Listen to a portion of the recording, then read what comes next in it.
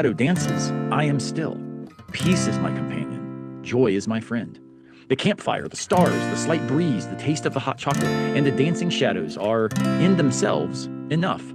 Here I am. Why waste time wanting to be somewhere else?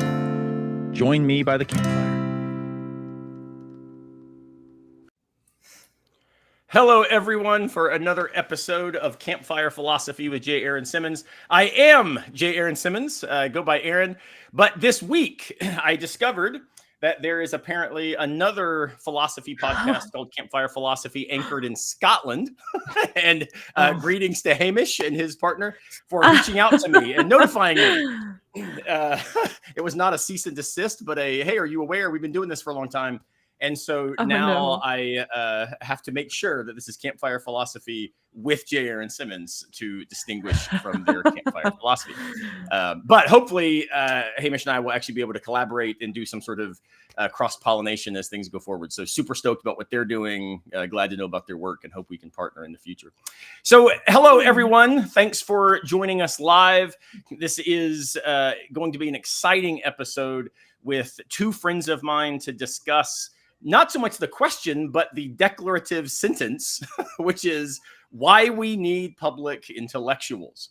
Or maybe we just think of it as why we think in public and why it matters we do so really well. And I am joined tonight at the campfire by my old friend, both in timing and in aged wisdom, Tom Morris, who is a former professor at Notre Dame and now is an absolute guru of all things just philosophy for everyone. He has written so many books, I stopped counting. It did require all of my fingers and toes. And recently actually just did a wonderful book called Stoicism for Dummies, and highly recommend. He's had several best-selling books and is available to speak at your company or your organization, and he is fantastic. So Tom, so glad to have you with us. And my second guest here at the campfire is someone I have not known as long and yet have become quickly a huge fan of her work. This is Kristin Tideman, who is a theologian extraordinaire and also a podcast host herself. You can check out her current podcast, Petty and Prophetic. And also, she actually has a wonderful podcast from a few years ago that has some amazing content called I Don't Live Here Anymore, all about her relationship to and deconstruction from evangelical Christianity. So highly recommend both of those. And then also, as a kind of cool side project, she works with a mutual friend of ours doing some amazing work for primarily academics who are wanting to do this kind of public work. And so you can find out more about Kristin's consulting company, Tideco. And yeah, you both are amazing. You do all the things well, and I am honored to have you both with me tonight. So thanks for being here at the campfire. Thank you. I'm honored to be here alongside Tom. That's the nicest introduction I think anyone's ever given me in my life. So, well, I'm glad to be here, despite being described as so old. I'm just glad it's not a debate, you know. But there's a voice in my head, Aaron. There's a voice in my head saying, "Look, I'm just 72 years old. I mean, within the next decade, I could still, run for president or something." That's right. There you go. I could use the immunity. You know? That's right. As long as at no point tonight do you claim to be done with Medicare, we will be good to go, I think. Yeah, we're good. It might be too Medicare is soon. safe with me. Well, and in fact, the all joking aside, or maybe jokes intended, part of why I invited you both to join me tonight was this episode originally was going to look different, and I re-envisioned it to think about public intellectual work and why it's so needed today, precisely in light of the last few weeks of what I would describe, democracy in real time, right? Watching this active, not even just social, but global discussion about not only, hey, who is most likely to beat Trump or who should the Democrats nominate, but questions more like, how do we make sense of aging? What does it look like to consider loyalty a social good or maybe a hamstring for deliberative engagement? How ought we make sense of identity as it relates to being a truth teller? What's the role of argument in public discourse, right? Like what we've watched is all of the stuff that we need to be really good at. And unfortunately, I don't think we as a society are very good. No. And this is where, inviting people who model what it looks like to think in public together to think about why we need to think better in public, that seemed like a really, really great idea, and one that was urgently speaking to our times right now. So that was the thought of why, hey, it's not just, Tom, that you're a little bit older than me. It's a matter of saying, no, precisely what we all bring to the table, different generations, different perspectives, philosophy versus theology, different approaches to deliberative engagement. This is something we should be good at. And maybe the stakes are higher than most people even realize. And so that's what I'm hoping to think with you all about. Kristin, I don't know about you, but when Aaron just stated the topics that have come up in the last few weeks, I mean, he's the first person that I've heard clarify the topics that were coming up. And that's one purpose of a public intellectual right there. I mean, to make clear the contours of what's on people's minds. I mean, have you had that kind of feeling about the past few weeks? There were a lot of topics in the air, but nobody was really clarifying what they were. Yeah. I mean, well, when I was joking around with friends, I'm like, it just keeps getting a little crazier. And like, and everyone kind of piles on. You see the same opinion, 50 times in a day, but to get into like the nuance, to actually to do what Aaron's saying, step back and say, what does it mean to think well? That is rare. So yeah, and now I pulled my pen out because I was like, oh, he's saying so much, I have to write some notes down. Yeah. Well, I'm kind of envisioning this episode in two parts. The first part is I'm fascinated. I mean, normally at the Campfire Philosophy, it's not meant to be an interview. The idea is we all kind of know each other. And so we're like starting from 60 and pushing on to 85 or 90 miles an hour. But tonight, I actually think there's a reason for us to talk a little bit about how we got involved doing philosophy, theology, intellectual work in public spaces, right? And how that has become something that we have found either a calling toward or something that we have, stumbled and fell and landed in front of people and talked about stuff. And so I kind of want to think about that with you. And then in the second half, I do want to then return to, so where are we? And what are the questions, the issues, the kinds of encouragements that we need to model for people as intellectuals thinking in public? And let me make clear, big footnote, being an intellectual, being a professor, being a philosopher, theologian, none of that means that what you say or think is true. You might be really sophisticated and wrong. Right. So I always want to make sure people understand when intellectuals get together to think with each other, none of us assume, well, I must be right because of this training. We assume I'm probably missing something and need to be in the room with really smart people to help me know what it is I've overlooked. And that's the hope for tonight. That intellectual humility, that little dose of intellectual humility. There's an interesting thing about that. It kind of happened for me in graduate school when I realized that to be important in their own time or across time, philosophers didn't have to be right about everything. They just had to be stimulating, so that it wasn't that we come to them because they got everything right. It's that we come to them because they help us ask better questions. They help us think through things ourselves. So if we could perform that function more for people in our time without a lot of this ex cathedra, here's what the truth is, I think we'd be helping everybody to be better thinkers. Yeah. I think that's right. Yeah. I think that's right. And it's fascinating. Kristin's done a lot of work, and I want you to tell people about this, Kristin, but with some of our mutual friends, Trip Fuller, Dan Koch, Josh Patterson, all these people doing amazing work, Tim Whitaker, in the, for lack of a better term, kind of progressive Christian space or deconstructive Christian space.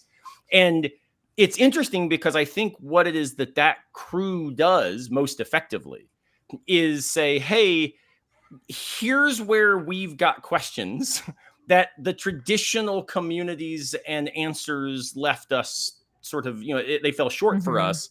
So let's raise those questions in new ways and think in public to invite people to wrestle with their own struggles, right? I don't see that crowd saying, hey, here's what you should think about God. Here's how we should go forward. They're like, well, Christian nationalism's effed up. Like, don't do that. Right. Yeah. But that doesn't entirely mean that we're all going to land in the same space, even if we appreciate where some of the pressure points or critique directions are. Right. What has your experience been, Kristin, as far as like how you found yourself in public with an audience thinking about God, theology, ethics in these sorts of public ways? Oh man. Well, the one thought that I think is the starting place of my kind of story in this whole world is that when I went to grad school, I think I was looking to become an apologist, a Christian apologist. And I was very influenced by C.S. Lewis's nonfiction work. I read so much of that when I was in especially college, and was kind of like, I had like a collection book that I remember, like I was like, here, to my friend who was like not a Christian. I'm like, he like borrowed it, and I'm like, I'm like a witness, all these things, because I went to not a Christian college. I went to a Christian school for grad school, actually. So when I went to Trinity Western, I was like, okay, well, I know some of this stuff, but I'm really gonna get to know all the answers, which is so funny with what you say, Aaron. It's kind of the opposite perspective. And it really was a process of learning to even approach the topics differently in a more open way, and with some of that intellectual humility. Simply because I really realized I could not know. I couldn't know the way I had wanted to. And it was humbling just through the process. But especially that the podcast you mentioned, I Don't Live Here Anymore, that was my grad thesis project. And the interviews I went through, I think even going into it, I wanted to get a solid answer. And I ended up just essentially, the thing is a collection of questions from really and engaging with them with really smart people. I was so grateful for the access that I got, a lot of recommendations from my advisor. And it left me in a place where I was like, this is what it means to not totally know, which was kind of a foreign way of thinking, but has changed so much for me. And I think that's where I continue to be involved. And it's funny, I don't know all the directions this is going to go. There's certain things, like I'm still involved with Theology Beer Camp and helping that, just exist, helping run it, helping bring people to it.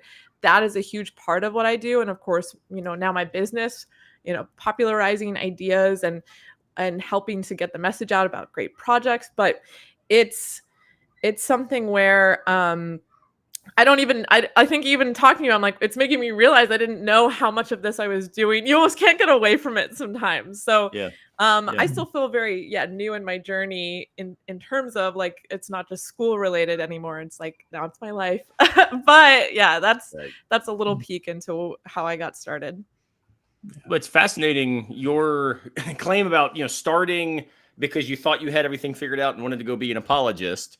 Yes. The irony, of course, is I've read some of Tom's early work, which has a much more, I wouldn't say apologetic, but a much more confidence-inspiring rationale for the truth of Christian theism, let's just say. And it was actually super influential on my own early development. Some of Tom's early work was, C.S. Lewis to the budding philosopher that I was. Now, I also read a bunch of C.S. Lewis for what it's worth. And apologetics was kind of this, how would I describe it? It was the thing that made me see that one could be a Christian in particular, which again, for those watching, I identify as a Pentecostal Christian, though I'm also a professor of postmodern philosophy of religion. So it creates a complicated dynamic both at church and in the academy. But my early struggles to become an academic, it was more, what does it look like to let these questions be questions in robust ways?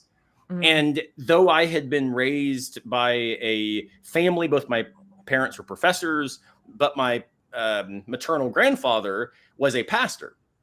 And so my experiences of the church when I was growing up never were, this shut your brain off. It was always, no, let's think more deeply. Let's wrestle with this stuff. I remember vividly sitting at my grandma and grandpa's kitchen table on Sunday afternoons and them pulling out the lexicon, because they were like, the pastor's account of that term was just not right. And they're like, pulling up the Greek and checking, and then like calling the pastor and saying, hey, you need to get your Greek on, right?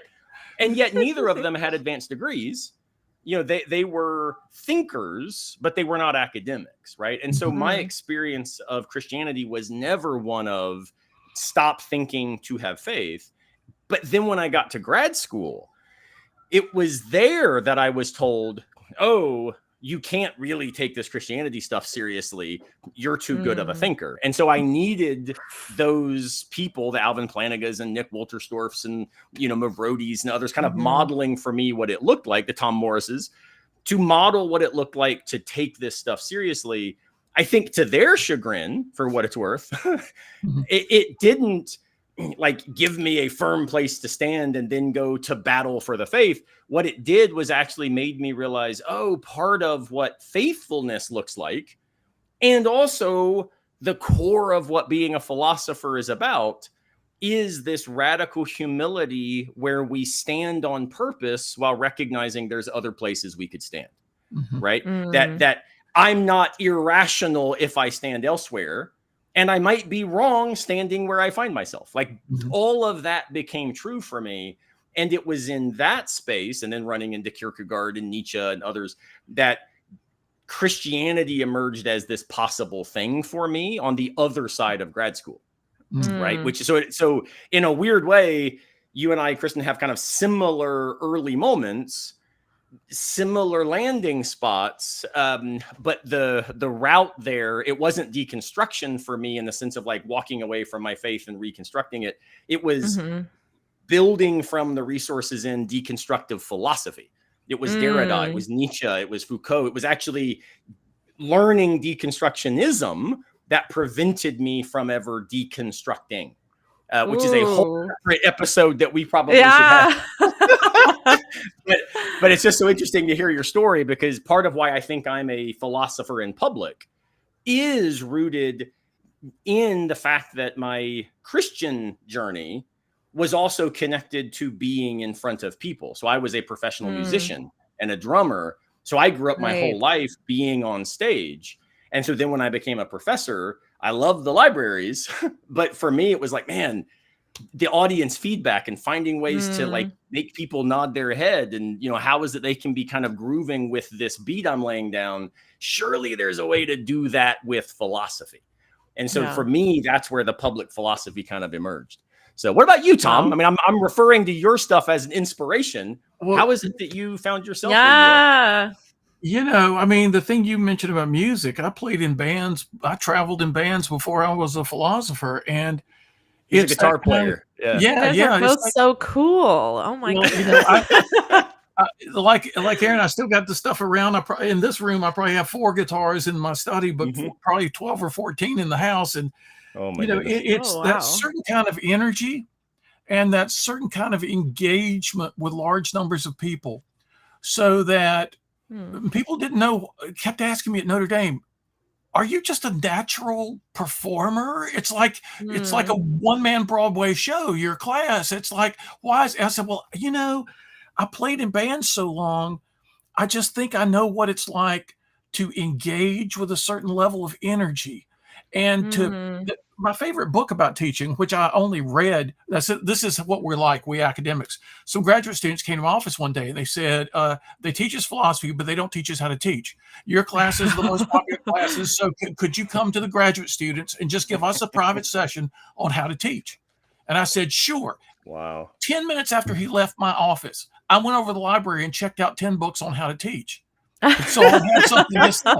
That's academic life in a nutshell. I had been doing this for 10 years, and I thought I had to read these books. All of them were a paragraph's worth of ideas stretched over 200 pages, except one book called Mastering the Techniques of Teaching. I think it was a guy, Joseph Lohman at Chapel Hill, where I'd done it at my undergraduate. And his main theme was the classroom is a dramatic arena.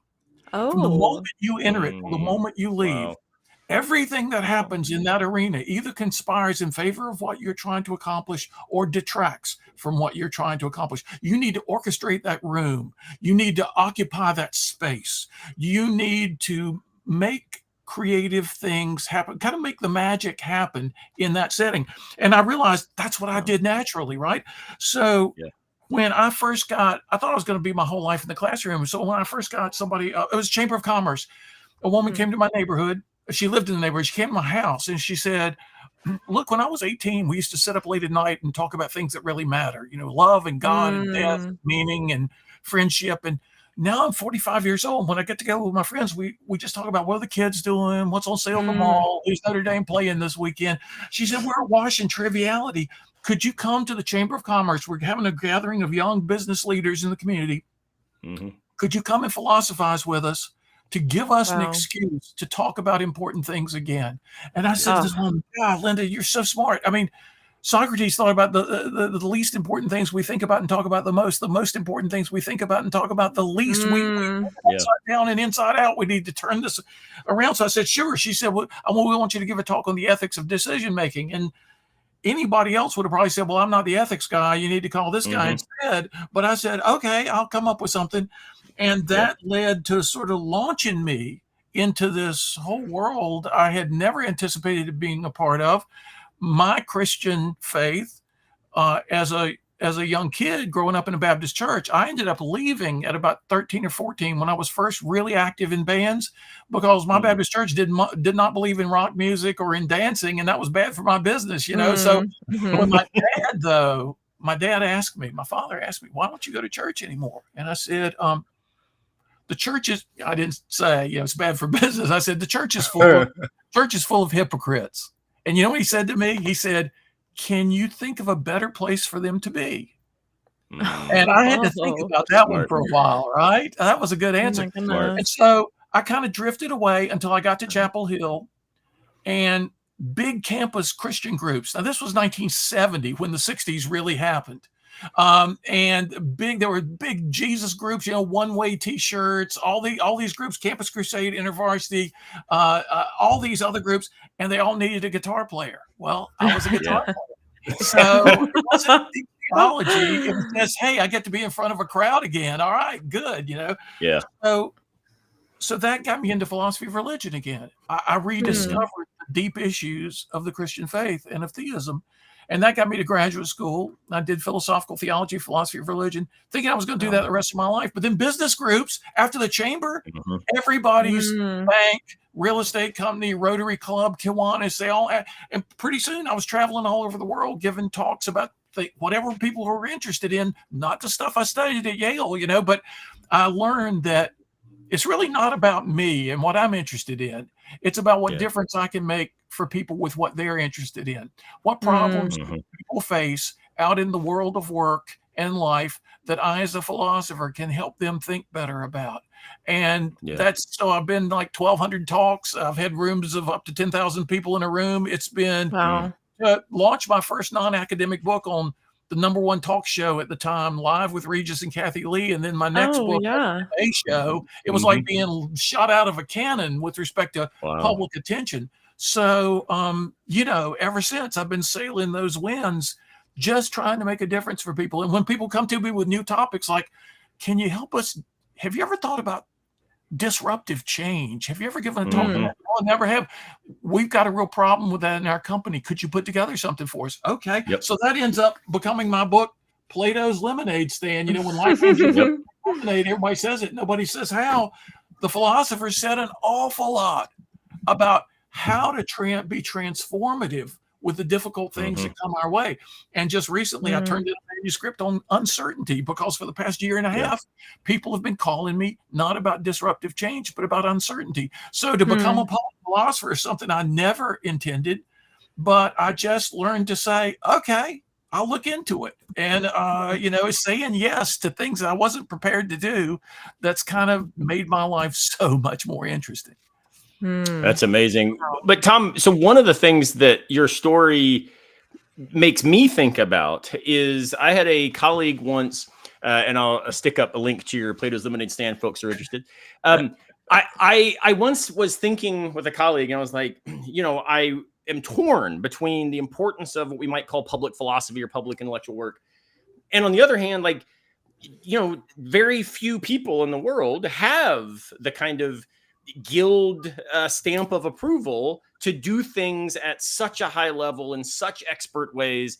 And those are needed in order to, trickle down and then be culturally transformative, right? That, my analogy when I think about these things is like, I am very glad that the people who, discovered and worked on polio vaccines and, COVID vaccines and measles and all these kinds of vaccines, that they weren't just out giving talks about the importance of vaccinations. They were actually making drug combinations that then killed stuff so that we could live more, longer lives, right? Absolutely. So the response I got from this colleague was, I think you've got a false dichotomy. Yeah. All intellectual work is public work. The question is, which public are you addressing? Right? And that was a fascinating thing for me to think about. There are different publics. Yes. Right. There's the public of the guild. There's the public of my students when I stand in the classroom. There's the public at Theology Beer Camp when I'm speaking there, which is a very different audience than when I speak and give an academic lecture to the Soren Kierkegaard Society, which is a very different public than when I wrote Camping with Kierkegaard as kind of an existentialism for the masses. All of us are wrestling with finding meaning in middle age. Mm-hmm. Mm-hmm. Do you find different publics to be do you find different publics to speak to who you are, or do you actually see a academic philosopher, public philosopher as a kind of dichotomy we should think about as a rigid distinction? It's interesting because I wrote my first 10 books with Oxford Press and Cornell Press and stuff like that. I wrote an article. So when I was first hired, somebody said to me, by the time you retire, try to get one article in the Philosophical Review that will make your career. Well, and for those who do not know, that's a big deal, right? Yeah, Phil Review is like, that's swinging for the fences. So I was very lucky. My third year as an assistant professor, I got an article in Philosophical Review. So it was like, okay, they can't let me go now, but I was at the American Philosophical Association in Boston or someplace, New York. And a well-known philosopher came up to me and he said, "Hey, congratulations on your article in Phil Review. It's so impressive." I said, "Thanks a lot, man. I appreciate it." He said, "I tried to read it and it gave me a massive headache." And I was discovering new modalities of property exemplification other than necessity and contingency. And I was hanging on by my own fingernails as I spelunked through the different possible ways to have a property that you could have begun to have, but you can't cease to have it, or you can't cease to have it, but you could have begun, and all these different. And so I thought, am I going to spend my whole career writing things that 37 people in the world will read and massive headaches?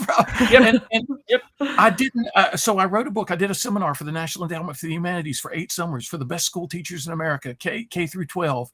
They bring 15 of them to live with me at Notre Dame for a month, and we read Pascal together, Pascal's Pensées. And so I wrote up that seminar as a book called Faith. What is it called? Making Sense of It All. Pascal and the Meaning of Life.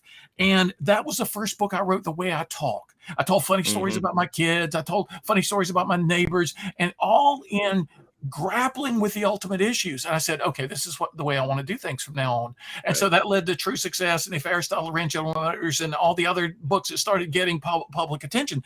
I never stopped being an academic in the sense that I try to bring the best of my analytical abilities, my conceptual talents, discernment. There are people on LinkedIn who are pretty famous business advisors who post memes about leadership in business, and almost everyone they post is literally false. I mean, it's sort of in the neighborhood of a truth. It'll always be catchy, but it will hardly ever be exactly true. And I think, okay, that's what it means to be an intellectual.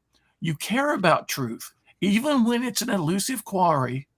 You're going to do your best not to mislead people and give them counterfeit wisdom just because it sells. You want to help people grapple with the real issues in real ways. And that's what we wanted to do as academics as well. When you're at the Kierkegaard Society, that's what you want to do. Kristin, when you're talking to theologians, and that's what they want to do. We're not just in the bumper sticker culture. We want to give people something deeper, more lasting, more useful than that.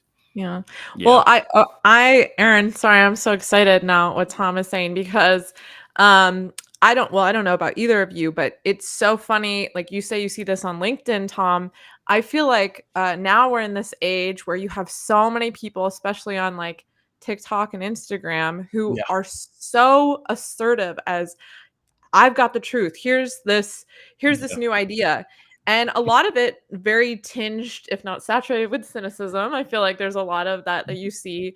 And whether it's about psychology, and mental illness, or it's about things to do with business or all these trends, it's hard, I think, especially for young people to kind of sift through and see what is true. And so I'm wondering, obviously you've had experience with this, but I wonder what both of you think about this kind of turn now where there's so much information, but not a lot of, I almost want to say like truth literacy or knowing how to digest it. That's fascinating. I think so actually I'll start toward an answer by asking you a question, Kristin. You exist more effectively than I do in what I would describe as the space of sort of influencer culture, right? And in fact, part of, and I say this as a compliment, part of your consulting work is kind of helping people, fix their brand, present themselves in ways that can be, traction garnering. One of the things that has been, I think, the most difficult for me to navigate in the last 4 or 5 years or so that I've really fully embraced doing public philosophy as my primary mode of engagement, right? And then kind of on the side, I'm still publishing a lot of academic stuff. The hardest thing for me has been the fact that influencer culture, and again, here I'm probably speaking too vaguely, but it's your brand often is, here's the thing that you come to me to find out because I've got this figured out and I can package this for you in ways that are consumable, right? And when you've got somebody like me who's, I'm a quote unquote specialist in postmodern philosophy of religion and existential phenomenology. The big things that we have figured out are the radical importance of perspectival epistemology and the fact that you probably can't occupy a God's eye view on much of anything. And what does confidence look like when you lack certainty? And how can we think about the radical importance of agency as not something, though, that is singularly located in any one sexy political framework, but actually as complicatedly intersectional in relationship to what we might call hermeneutic contexts, right? Now, notice, when I describe what I do, eyes glaze over as fast as Tom describing non-traditional modal ontology, right? So I have struggled with how do you brand or present the importance of, as you put it, like this training in truth, where truth doesn't mean have it all figured out, right? So how have you found ways to encourage people to find traction in these spaces where the way you get traction is either throwing cats off of roofs for YouTube or blowing up $1 million of fireworks in the next 5 seconds, Mr. Beast, right?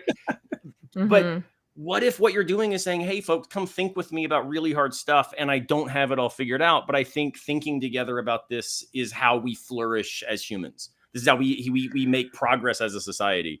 That's not sexy, right? That doesn't grab people in the same way. How have you made inroads into that? Oh, this is such a big question. And I'm really interested at Tom's perspective too, after I say a few thoughts.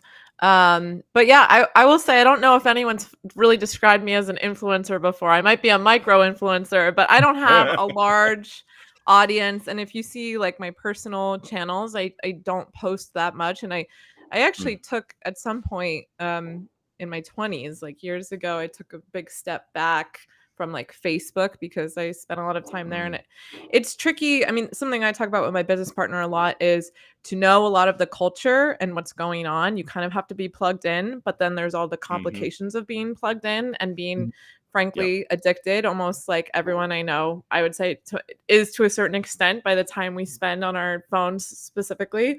And I would say, well, first of all, there's no cut and dry answer, but a few of the things that I lend my, or I try to aim for. With first of all, with clients and with marketing in general and trying to reach the right audience, there is something about it's not always going to be for everyone, and knowing that, I don't know if Tom's he has a large audience, it sounds like, speaking to thousands of people. And I think there are certain topics, especially when it pertains to work, where so much of your life is influenced by your work setting, your happiness, well-being, right. your thriving. But for some of the things that we are helping with, it's very niche, and it says, how can we find the right people for this? And sometimes that's more for leaders, organizational leaders, or people in a position who are also sometimes Christian, which is a further niche, where it's like, okay, one of our clients works on kind of discourse and conflict transformation. Well, that's a pretty niche audience. And then there are people who need to reach faith leaders, and we're like, okay, well, we have ways to reach faith leaders. I think even, when we're discussing like podcasters, they have their topics that tend to go a certain way, even some of the people you mentioned earlier. But then when I think about kind of what's going on, and I even think about if I don't have kids now, but if I were to have kids, and the way the world is going, what matters and how do we really transform, and what has transformed me. And I think what's beautiful about grad school is sometimes it's actually knowing people and the real face-to-face connections. That is so much of what matters to me. I mean, it sounds like a lot of Tom's speaking engagements have been in big rooms, and the things that happen there, you just can't even plan a lot of the time. But then in your own communities, like I think about, we try and start a philosophy conversation. People sometimes get nervous because they don't really know what that means, and they don't know if their brain is robust enough for that. They have all these doubts. But if you have a book club, you're going to probably talk about philosophical ideas. You're probably going to talk about things that are meaningful to you. And, and I'm sure we're going to get into politics at some point here, or some aspects of it at least. People are really scared of that too. There's things that threaten their belonging. There's things that threaten their social security in terms of like actually engaging with other people face to face and just wanting to be accepted. And so I think, and I feel like you do this well, Aaron, is like living your philosophy is a big part of that. And so, it's still hard to answer that question, but I think that's the beginning of it for me. Somebody, we've got around the campfire, I see all these comments. Thank you, everybody, for leaving comments. I see our good friend Phil Yanoff said about your question. He's in there. He said, and everybody that's listening, wherever you're watching the live stream, if you drop comments there, it feeds into us. And so we are paying attention. That's right. We're paying attention. I see Phil says, I think Aaron is asking, how do you get people to eat their vegetables? And I want to say something about that. That's a very good question, because when I was if the answer is just add cheese, that always works. By the way. Bacon, grease, and cheese usually have something to do with it, right? But I'm old enough. We started off speaking about my age. I'm old enough to remember people like William F. Buckley on television and the Dick Cavett show, when all these intellectuals would come on. Even Donahue, the kind of the early age of talk television, he would bring on great scientists and great novelists and psychologists and people doing serious work. The Today Show used to have people like me, with serious books. And then things started coming apart. Now, I remember as a graduate student reading the great book by Professor Hofstadter at Columbia called Anti-Intellectualism in American Life. And by the time you finish that book, you're just thankful there is such a thing as a college or a university or any intellectual life at all in America. And then there was Neil Postman's 1986 book, Amusing Ourselves to Death. Then there was Robert Putnam's book, Bowling Alone. A lot of the trends that we have seen since I was a child have militated against public intellectual discourse at any kind of serious level. It's funny, when I left Notre Dame, I was a full professor. I had a guaranteed job for life. My friends reminded me when they heard the news that I was leaving, just to be an independent philosopher, as if that's a thing. They kept reminding me, you're giving up 20 years of guaranteed income. How do you know that 6 months from now, anybody's going to invite you to, and pay you $1 to be a philosopher? I said, well, I don't, but I actually believe something that I've come to realize was false. but it gave me the confidence I needed. I would say to a couple of my neighbors, I said, you know what? People pay for two things. People pay for what they want, and people pay for what they need. Everybody needs wisdom. Everybody needs philosophy. So I got nothing to worry about. Well, here's where I went wrong. People do pay for what they want, but they don't pay for what they need. They pay for what they believe they need. They may need philosophy. They may need wisdom, but unless there is a version of pre-evangelism to convince them they need wisdom and philosophy, they're not going to come asking for wisdom and philosophy. So I realized early on that I had to find the cheese.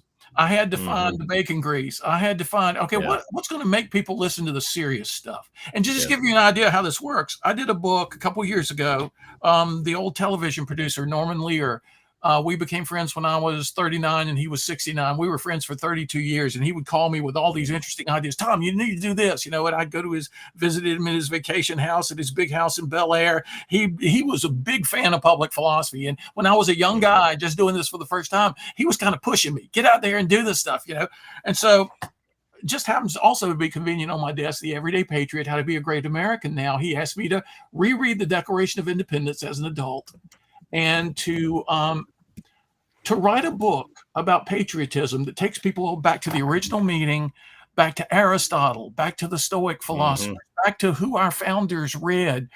And so I mentioned that book only because, who knows, somebody who's watching tonight may buy a copy, but I also mentioned it because I was asked 2 weeks ago to give my first speech on that book. The book came out 2 years ago. It was the first time I was ever asked to give a talk. It was for a weekend of people that were AI founders, astrophysicists. One guy just won the Nobel Prize in astrophysics not too long ago. There were company founders, there were presidents, there were deans of graduate schools, there were all kinds of people. And here I was in front of 300 people, very demanding audience. And even though they were all intellectuals in various ways, I started off with the most humor I've ever used with a group of people because I wanted them to listen to Aristotle from the politics. I wanted them to listen to Heroic. I wanted them to listen to some things from Plato's Republic, but I knew I had to tease. I knew I had to have the secret sauce. So that's right. Laughing, know it. They're learning some philosophy. So if I even, while I'm in a group with a room of intellectuals, I'm in a generally public space, they've got to have a place to have this idea that you've got the most possible from the teacher. Well, I don't know if you, but you have to experience of learning. So you've got, and it could be right, Neil Postman's idea, we're entertaining ourselves to death. It could be that that's a problem for our culture, but as long as it's on everybody's attention list. See, how do we get people to engage? How do we get people to attend to important ideas? We have to touch them where they are. It's almost like a bridge that we have to be willing to cross almost all the way on the bridge to help them come at least halfway back in our direction. And I did it as a professor, and I do it now as a public philosopher. And so people who may have been told we got a philosopher as our keynote speaker today was like, oh no. The Washington Speakers Bureau package fee with Colin Powell and General Schwarzkopf and Barbara Bush and Daddy Bush and Carville and Matlin. I was the who's he amongst the who's who. I was the only person on the program I'd never heard of. And when people heard that the Washington Speakers wanted to sell me as one of the keynote speakers, they would say, no, not a philosopher. That's not going to work. No. And then they badger them enough. They finally hire me. And they said once when I was there at the Washington Speakers Bureau, now this is about being a public intellectual. They said to me, Tom, of all the speakers we've ever worked with, you're the hardest to initially sell, and you're the easiest to resell. Because one company, for example, I did 69 talks for that company.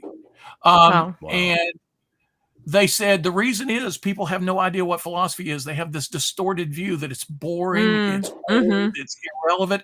And then when you explode onto the stage with hilarious stuff that reaches people where they live, then all of a sudden you've got them listening, and you hold that attention through real ideas that they can use the very next day in their work. So we have a job to do. when we venture into public. I mean, Socrates just needed more jokes. Otherwise, when people buy you a drink, you have to be very careful. So yeah, that's my experience, and it goes on to this very day. When people hear I'm going to show up, it's like, a philosopher. I mean, come on. Yeah.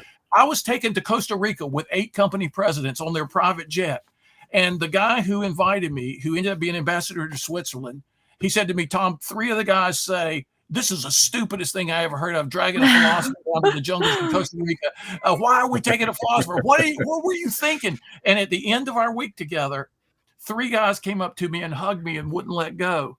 And the ambassador said to me, those were the 3 guys. So oh my goodness, people have a bad idea about the intellectual life. People have a skewed idea about philosophy, about theology, about serious deliberation on issues that matter.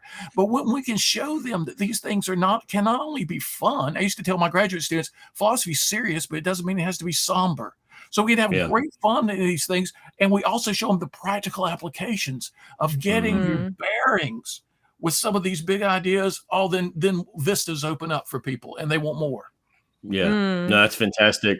So we're going to take a quick break and hear from our sponsor, but I'm going to prime the pump and ask you both to think about, what do you see as some of the biggest obstacles to getting, a broader public interested in the kind of thinking that you do? So Kristin, this thinking about theology, about ethics, about social discourse. Tom, thinking about, flourishing and a philosophical conception of success and how we become socially active.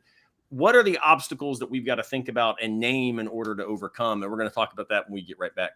We're going to hear from our sponsor, Planksip. I hope you are enjoying Campfire Philosophy. I would like to take a moment to thank Planksip for sponsoring the show.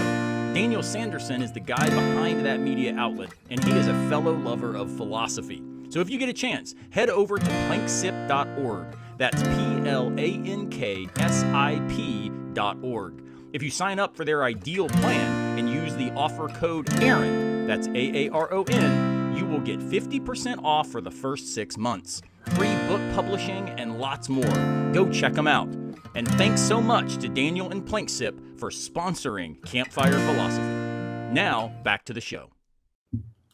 Awesome. Yeah, it turns out Planksip is doing in real time the stuff we're talking about. It's amazing what Dan Sanderson and them over there at Planksip are up to. They're really, really doing amazing work. I am on their newsletter personally, and so I get almost daily new essays that have been written, and they partner with amazing thinkers who may not know how to access public audiences. And Planksip is doing a fantastic job of getting folks in front of people that need to hear their ideas, and then working with them to craft those ideas in ways that can actually reach those audiences. So definitely, everybody check out planksip.org. And again, you can use the code CAMPING or the code AARON for 50% off. So thank you so much to Dan. We're honored to work with him and to have him as a sponsor of Campfire Philosophy with Aaron. Sounds great. Yeah. So one of the things that I think is, I give 2. My 2 biggest obstacles, I think, and these are not in isolation. They nest. I think often when you talk about obstacles to flourishing, you're going to talk about Russian nesting dolls, where if this is the thing we've got to fix, it turns out that thing is anchored in 7 other things.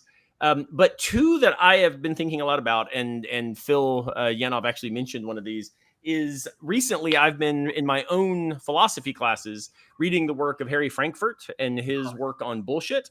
Yeah. And then also the work of my friend Aaron James, who is going to be doing a later episode of Campfire Philosophy later in the season. I'm going to have Aaron James and Nick Riggle come together, and we're going to talk about what it means to camp, surf, and skate through life with, the 3 of us having written books on kind of these different activities.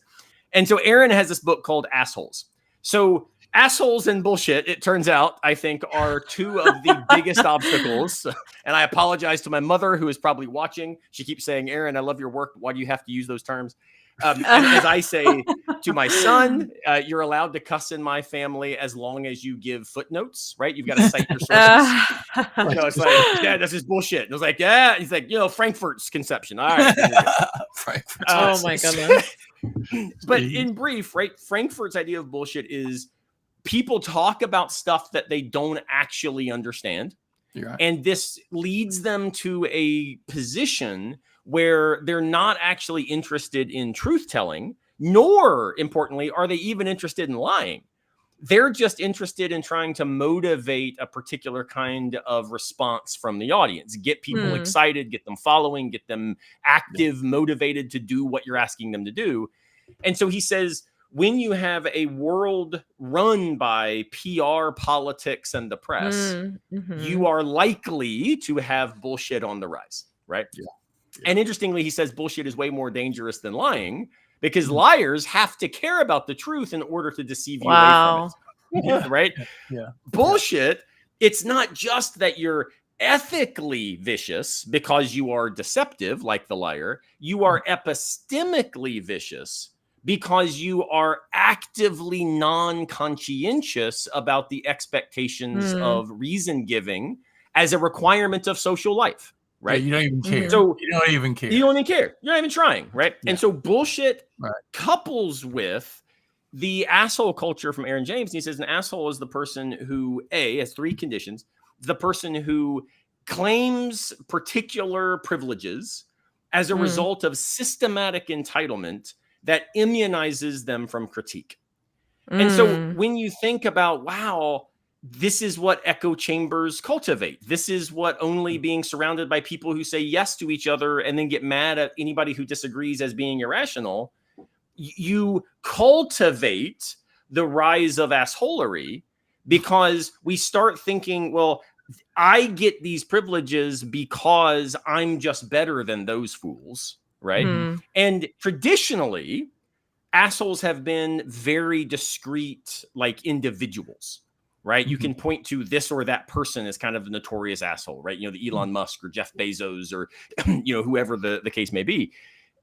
But today, and this is my view, assholery has begun to become at the root of a particular kind of group polarization, where we begin to think my group gets special privileges because we are the ones entitled to it by knowing the way things really are. And we are immunized from critique because anybody who disagrees with us, well, they're irrational or immoral. So you have a kind of group assholery coupled with bullshit, because if they were really invested in truth, they would actively seek out objections and critiques to their own views, but they're insulating themselves from those criticisms, right?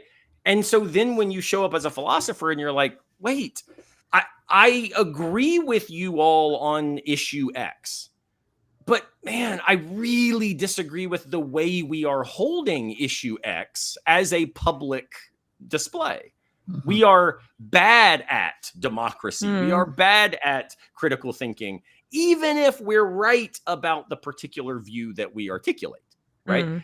And when you make that sort of nuanced move, what I keep running into is a wall of, you're not really one of us, you're not really committed, you're a traitor, you're really on the other side, you're not an advocate, right?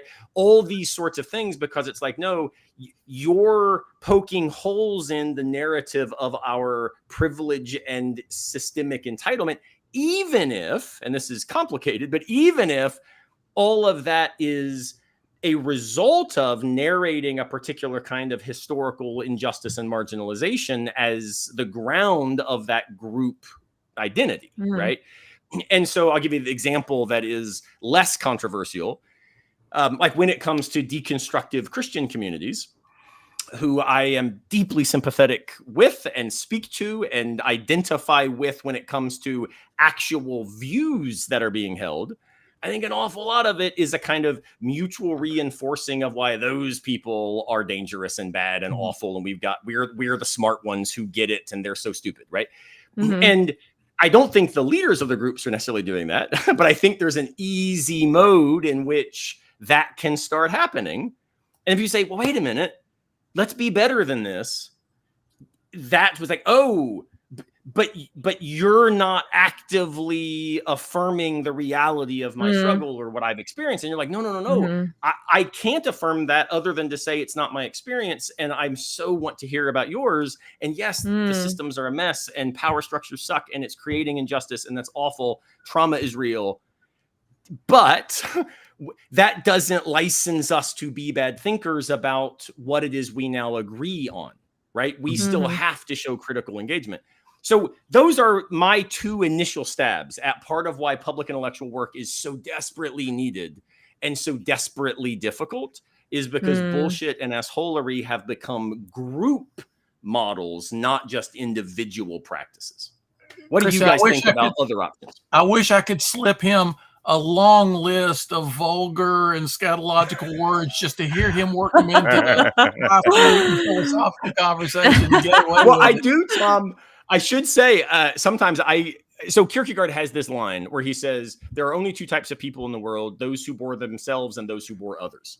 And he says it's way more important not to be boring to yourself. And so I've started in my classes, I'll go in and like, we'll do Mad Libs for my lectures. Oh. And so I'll go in and say, all right, I want 5 words you do not think there is any way I can legitimately deploy in today's class. No way. And we'll write them on the board. And then in the course of the lecture, I have to work them into the lecture seamlessly and not in a kind of trivial way. It makes the lectures way more exciting to me. Yeah, there you go.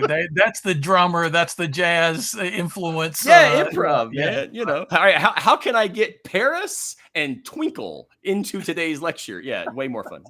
Oh my goodness. So, Kristin, I would throw that to you though. What do you see as obstacles, difficulties that we've got to wrestle with in order to get better at this training in truth, which is such a nice phrase that you said earlier?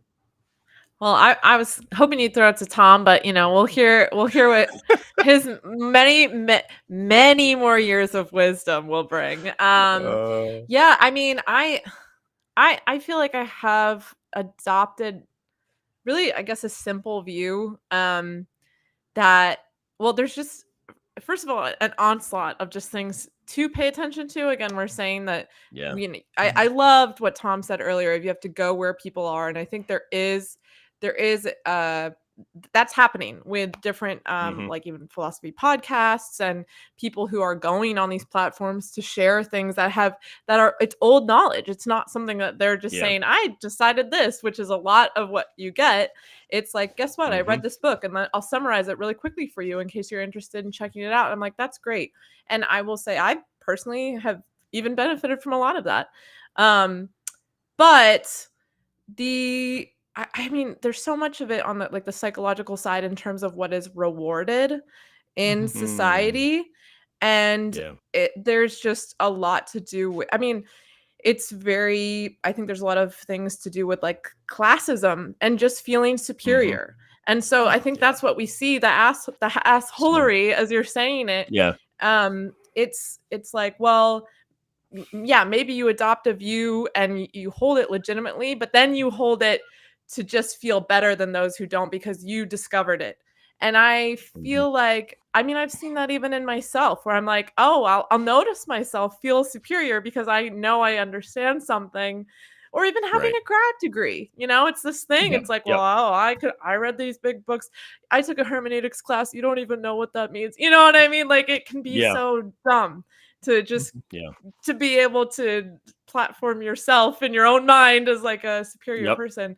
And so I think there's a way that it's just like, I don't want to say we have to appeal to that. I want to say we have to show somehow that there's a better way. And that's something that I can't necessarily say, and we do that by blah, blah, blah. But Tom can, so here he goes. No. Right. It's that old distinction made by information theorists between signal and noise. We live in a very noisy culture. And there are so many competing demands for people's attention. And there's so much counterfeit wisdom out there. Anything that people think they can make money from, anything that people think they can get attention for, they can get praise for. We have a lot of people entering the space of ideas who really have no training in handling ideas well and no desire to do that. I don't demand that somebody have a college degree or a graduate degree before they speak on philosophical topics, but I want them to at least have done the hard work of trying to understand things aright before they start creating slogans and memes that just mislead people. There's so much of that. When the world is flooded with counterfeit money, I like to remind people there couldn't be counterfeit money unless there was real money. And that's the same thing with counterfeit wisdom. There couldn't be counterfeit wisdom unless the real thing was out there. That's really what people need. And sometimes that's what people want. But there is this predilection for the easy in our time. And that's in part a response to the overwhelming noise of being pulled in so many different directions, so many demands for your time. So give me something easy and quick because I don't have time for anything more than that. People are not going to go to a monastery for 3 years. People are not going to go. In fact, I met a guy, a remarkable guy, this couple weekends ago. A group said I was talking to about the Everyday Patriot. A guy came up to me and asked me to lunch. He was the director of the famous movie Hoop Dreams that traces kids from Chicago from elementary school into college, and they're dreaming to be basketball players. Great movie. A guy who's done a lot of films. But I mentioned him, Frederick Marx, because he's the rare person who has gone on silence retreats and meditation retreats and treks in the desert and done all the hard work to try to get beyond the chatter of his brain, the clutter of our culture, to get down to the silent spots, the empty places, to empty some of himself out so that he can be filled with real wisdom and truth. When I learned his story, I just said, man, you are such a distinctive character in our time, because nobody wants to go to any trouble for anything. Do you want the truth or do you want falsehood? Well, of course, everybody wants truth, but they want easy truth. And the easy part is more important than the truth part. And so you see a lot of people being content with counterfeit wisdom in our time. And we just have to blast through that. And how do you do it? Well, first of all, you try to unveil the falseness of the counterfeit. You try to show them where that stuff goes wrong. And then you show them the real thing and they go, whoa, really? So it's sheer exposure. In our time of noise, the signal gets through so seldom that people don't even know what it looks like, what it sounds like, what it feels like.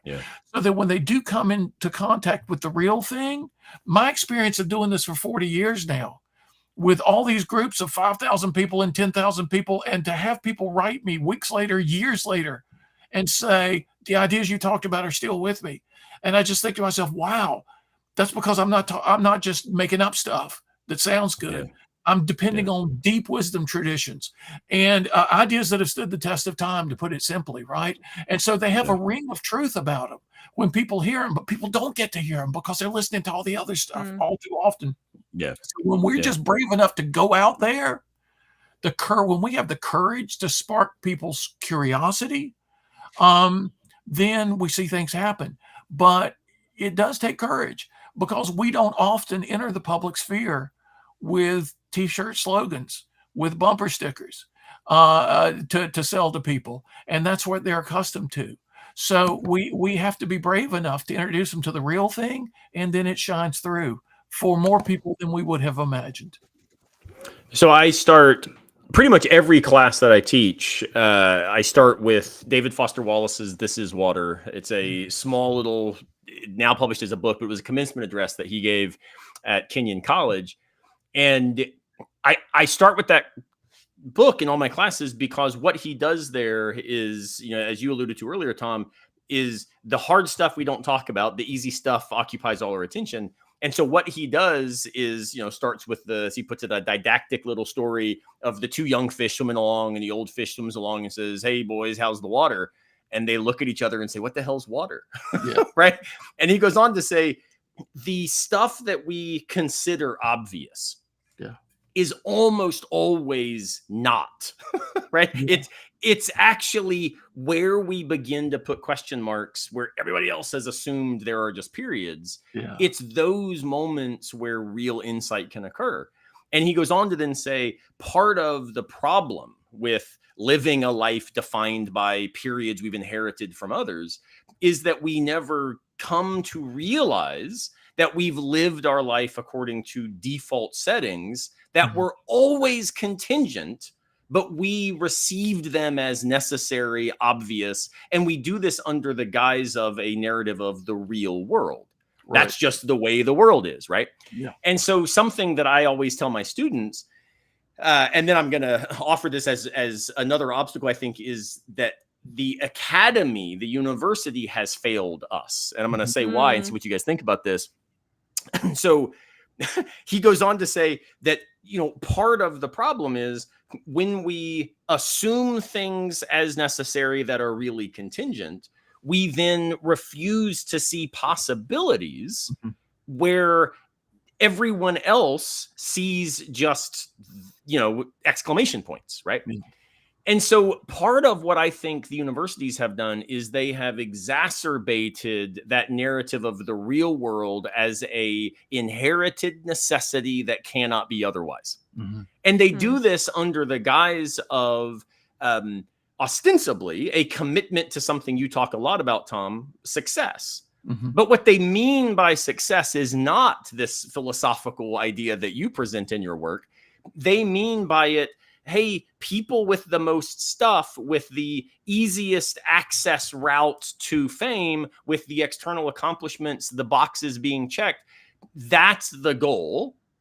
And those are the people who then give more back to the university as alums. They're the people we invite to come give the commencement addresses. They're the ones who endow the wings of the new entrepreneurial school so that we can create a whole generation that prizes what those people have cherished as their value theory.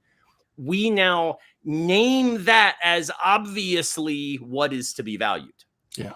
And of course, the problem is, the university is a space to say, hey, as Aristotle puts it, we've got to figure out really well what's worthy of desire. Yeah. But if they walk in at 18 already thinking that they and their parents have got the desire part figured out, and we are just the, one-stop shopping mega mart for how to then get the, off-ramp to success. Yeah. I think that what we've done is actively created we might say, college-educated populace that is real dumb, right? Because they can talk sophisticatedly about things, but they can't interrogate their own assumptions about what things are worthy of talking about, right? And that, to me, is where an awful lot of, like I say, in my recent book, Camping with Kierkegaard, the foil to what I'm advocating, this kind of existentially aware, reflective, purposive life, is the person who thinks success will give my life meaning. When in fact, all it's probably going to do is give you fancy cars or fancy guitars or whatever the thing is. And you'll still likely be empty looking for that tried and true classical wisdom stuff. But that's not usually found in box checking, right? It's not usually found in awards and accolades.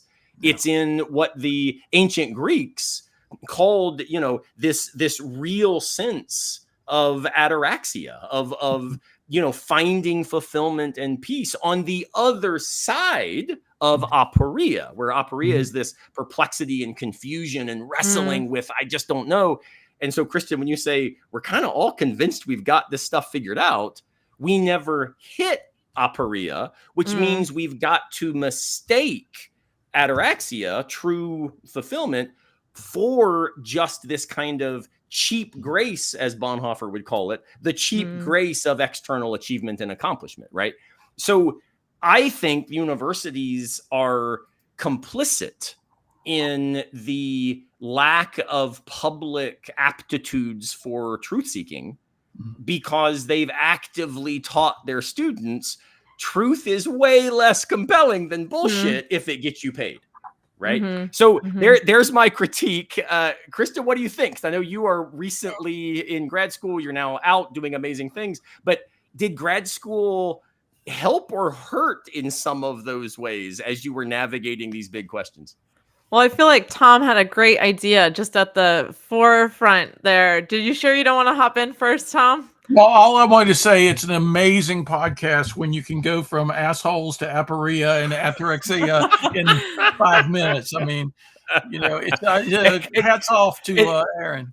Well, and all of it is, of course, just trying to figure out how to sprinkle the right amount of cheese on our vegetables for our buddy Phil. The campfire popped and crackled when you got to those, man. That's right. Yeah.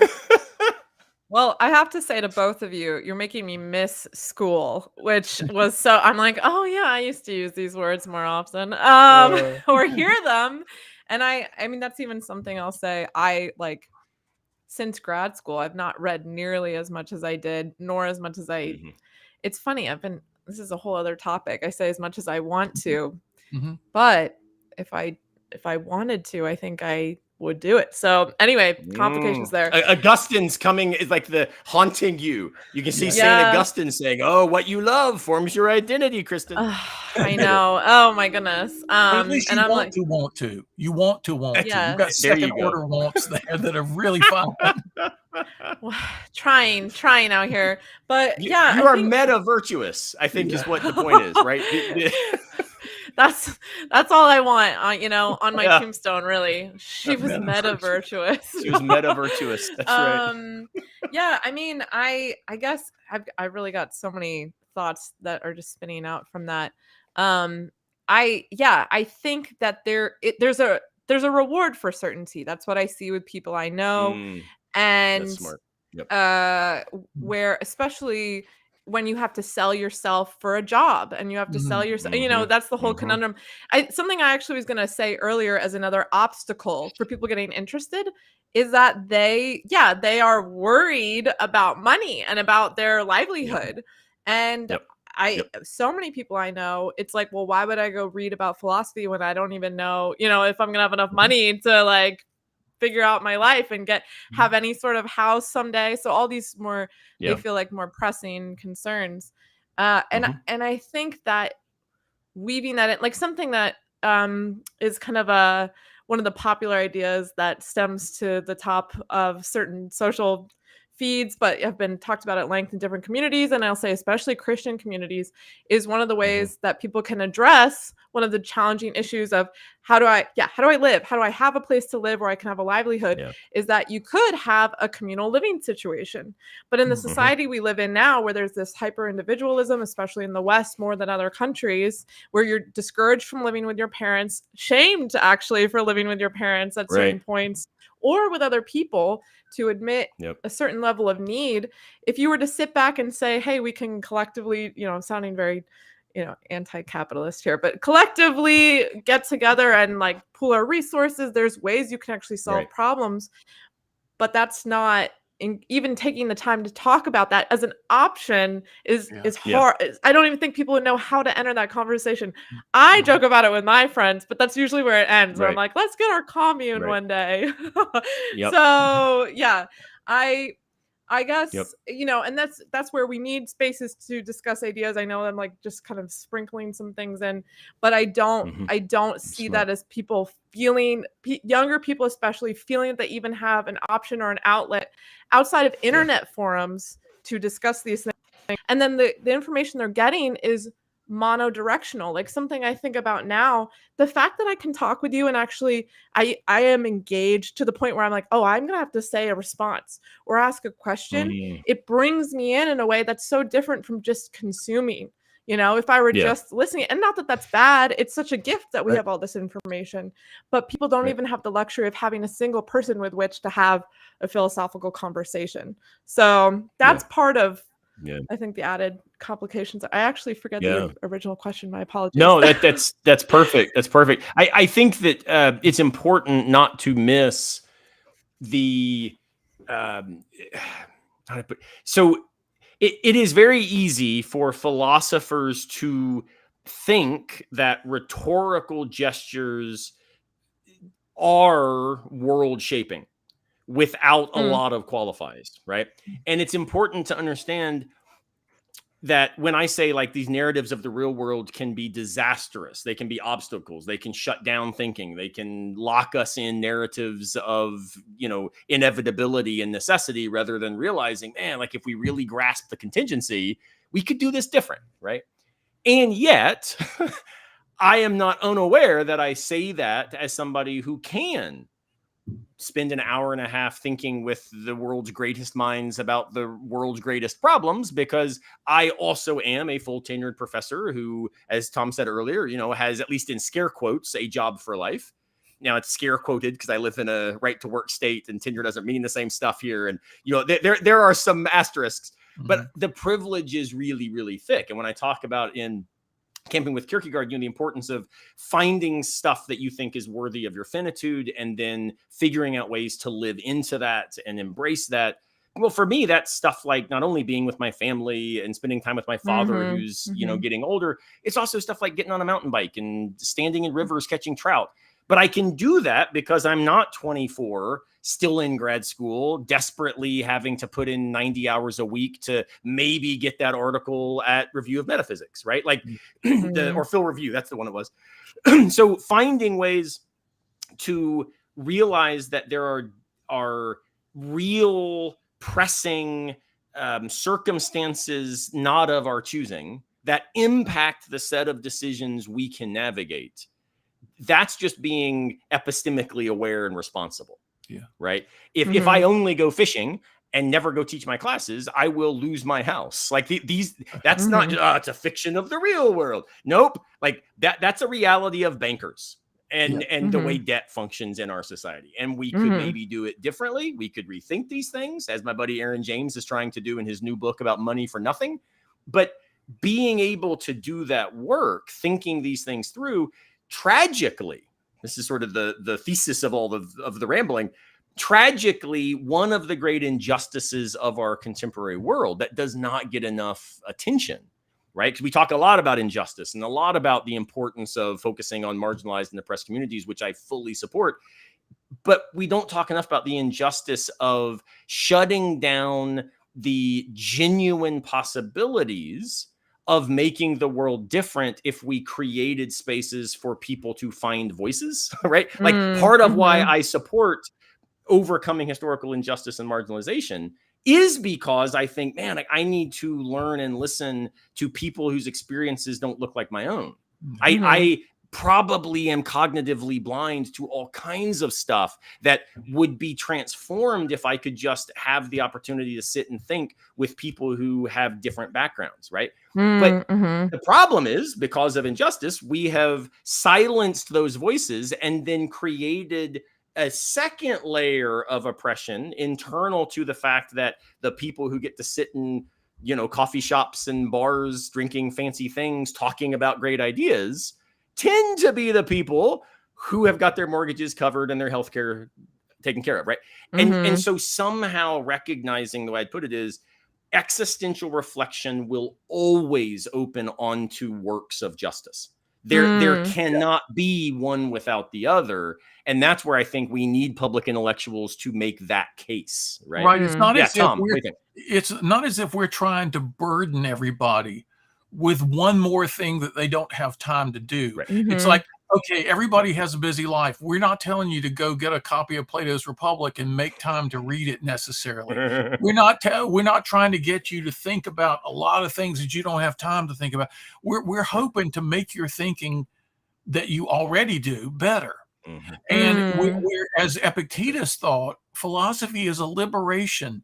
We mean to give you means of liberation from the things that oppress you already. We're not trying to oppress you with something more, something else. And when you look at philosophy that way, I remember as a graduate student, I went back to visit my undergraduate department at Chapel Hill, and I saw somebody had a photograph on a bulletin board of a guy at a construction site leaning up against a chain link fence with his black metal lunchbox open and his thermos out. He's eating a sandwich and he's reading Being and Nothingness on his lunch break from construction.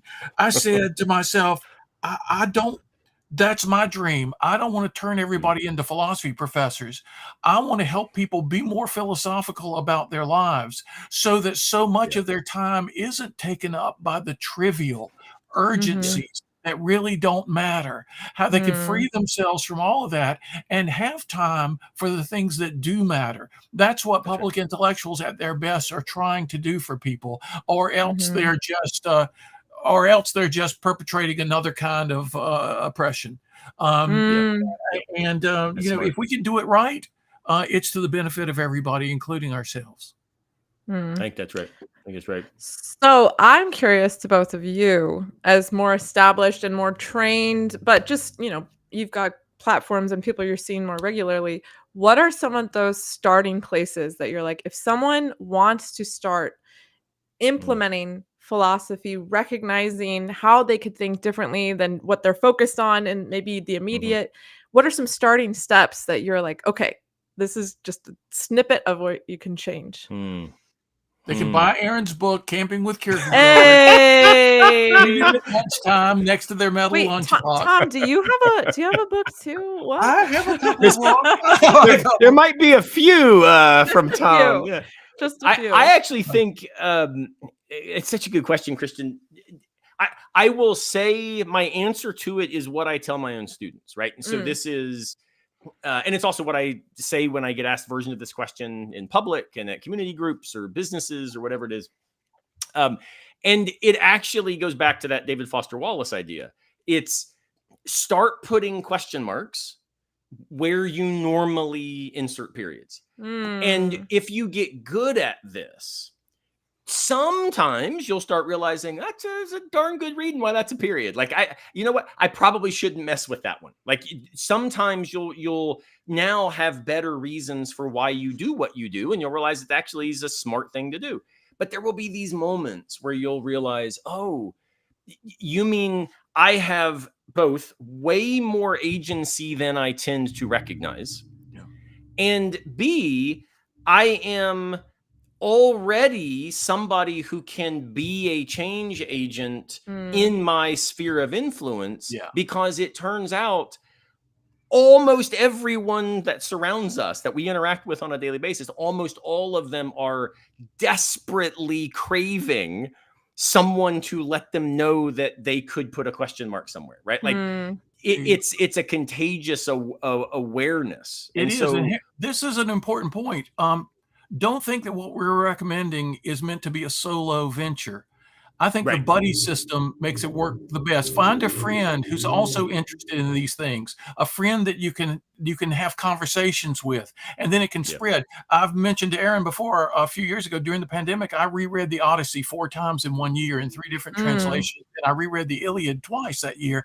And I realized the Odyssey is about the power of purpose. The Iliad is about the power of partnership. When you have a sense of purpose in your life to deepen yourself, find a partner, find a buddy. Don't go in the water alone, right?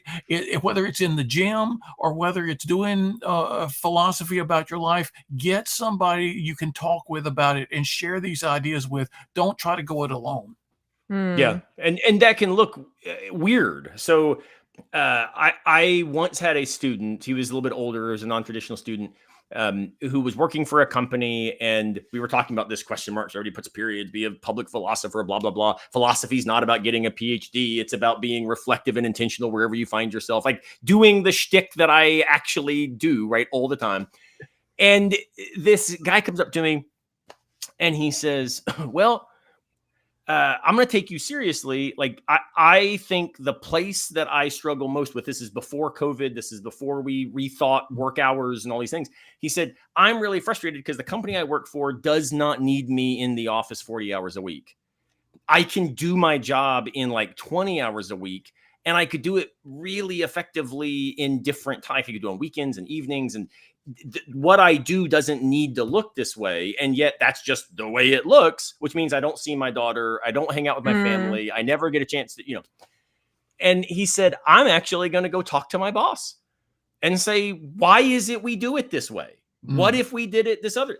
And I was like, man, be careful, right? Don't go in there thinking that you like, make sure you're aware there's going to be some power structures and there's reasons we do things. And I said, but I think that's awesome. Let me know what he says. So he comes back and he said, Aaron, you'll never believe it. My boss listened to me and he said, you know what? That makes a lot of sense. Let's test it with you. So you now get the work done. I don't care how or when you do it. Get it done. Wow. And so my buddy started fishing. He started going to his daughter's, programs, all these different things. And it worked so well that the company changed their structure of work, like for everybody, because he was simply willing to say, what if we did this differently? Right. And that idea is a kind of, extreme version of what if you simply, and this is an example I get from Wendy Farley, and I don't actually know if she ever said this or if it was like the way I read what she was saying. So if Wendy is listening, she's like, I didn't say that. She inspired this thought. She says, sometimes all we need to remind ourselves that we are people of dignity is to let it be okay that we let our favorite song finish before we get out in the parking lot to go into our job. Right. And the idea that you have a partner who says, of course, that's fine. Or you have a boss that says, yes, like your meaning is not determined by being 2 minutes late one way or the other. Be on purpose, be good. Let's take what we do seriously, but not take ourselves seriously. Right. And so when you live that out, and notice I've not said anything about, I really do think you should go read Aristotle. Well, you should, but that's probably going to be a big ask. But you can live Aristotelianly simply by realizing there's a lot of ways to be, as he says at the beginning of Metaphysics. So why is it you think the only way that one could be is the way that you currently are? Right? It's like, you could do it different. Turns out there's Aristotle, right? So there's my suggestion. Let's put question marks and see what happens if you vocalize them and invite others to think with you about them. Yeah, find the buddy and then walk forward. Yeah.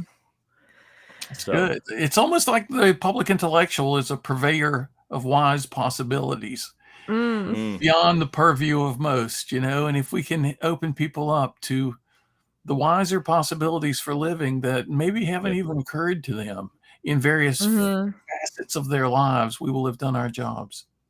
And I think that is maybe, Kristin, because I love the way you put it, that we, was it celebrate or reward certainty, right? Like those are the people who get the big audiences. They get the prizes. And even I think about this, we said we talk about politics, so make sure we do here at the end. Like one of the things that bugs me most about politics in America today is the way that we act like democracy should reward certainty. Yeah. And in fact, I think that is a death nail to democratic polity. When we, can you imagine? I called publicly for Biden to withdraw. I'm glad he has. I think that was the right decision. But can you imagine a debate between Trump and whoever the Democratic nominee ends up being? It looks like it probably will be Harris. So let's say Harris and Trump are doing a debate. Can you imagine either of them saying, I think what the other person's saying here actually makes a lot of sense. Here's why I disagree with it. But my disagreement is not absolute. It's because I think that there's some issues that if we, I think it cuts this way. And the other person says, well, shoot, ultimately, we're not really disagreeing about the big issue. We're disagreeing about a particular debate that is 3 steps down the line that we actually can't even get to because of the way that the press moderators are asking the questions to force us into binaries that don't really exist. Like, can you imagine that debate, right?